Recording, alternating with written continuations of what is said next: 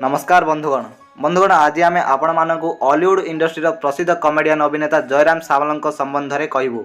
बंधुगण आपण माने तो हॉलीवुड कमेडियन अभिनेता जयराम सामल को निश्चित भाव में जानिथिबे। यही अभिनेता निजर दमदार कमेडी अभिनय माध्यम दर्शक मानक हसाई बेदम करिसेंती। तेबे आज आम यही अभिनेता व्यक्तिगत जीवन परिवार एवं तांको संपत्ति संबंध में आपण मानक जणाइबु। तेबे आसंतु यह संबंध में विस्तार रूप से जानिबा। बंधुगण आपण मानक प्रिय कमेडियन जय भाई प्रकृत नाम हेउची जयराम सामल। यह अभिनेता 1948 मसीह ओडिशार महांगारे जन्मग्रहण करथिले। यह आधार में अभिनेता जयराम सामल बयस वर्तमान 72 वर्ष बयस जाई पहुंची।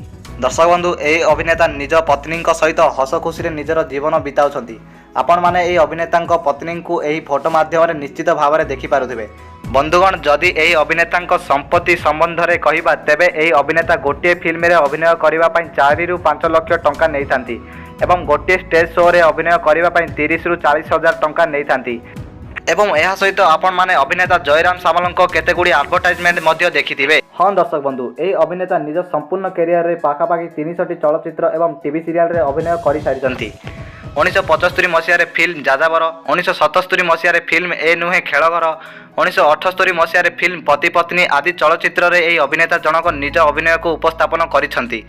2002 मसीह फिल्म सिंदूर नुहे खेलघर एवं 2013 मसीह फिल्म ओम साई तुझे सलाम भली निकट फिल्म रे मध्य अभिनय करिसेंती।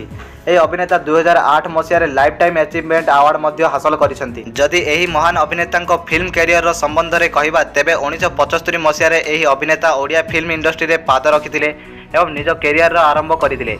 यही अभिनेता गोटे पर गोटे सुपरहिट फिल्म रे काम कर सारी। निजर प्रायतः फिल्म रे यही अभिनेता कॉमेडी रोल रे अभिनय करिसेंती एवं अल्प किछि फिल्म रे खलनायक भूमिका रे मध्य अभिनय करिसेंती। दर्शक बंधु यही अभिनेता गोटे एडवर्टाइज करने निमंते पाखापाखि 1.5 ରୁ 2 लाख टंका नहीं थांती। यही अभिनेता को वर्तमान फिल्म अथवा स्टेज शो रे देखा मिलूना। दर्शक बंधु जदि यही अभिनेता समस्त संपत्तिर अनुमानिक मूल्य संबंध में कहवा तेबे ए अभिनेता पाखापाखि 60 ରୁ 70 लाख टंकार मालिक अटंती।